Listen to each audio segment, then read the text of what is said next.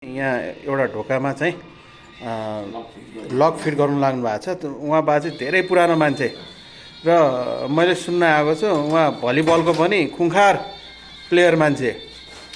अनि उहाँ चाहिँ अब खेलाडी मान्छे पनि, तर आफ्नो पेसा छोड्नु भएको छैन।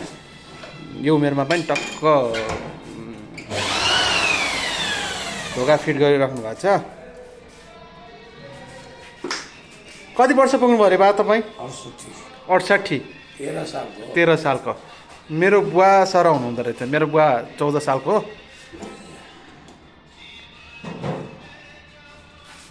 पहिला म पोखरामा 28 सालमा काम गर्दा यसलाई पल्टाउन नजानेर यो ताल त उल्टो छ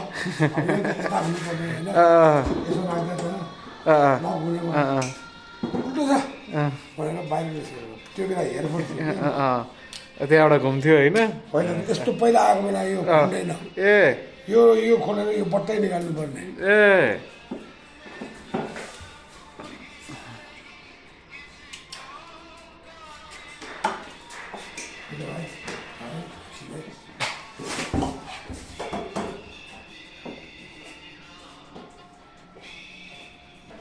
ल मार्किङ गर्ने कार्य भइरहेको छ।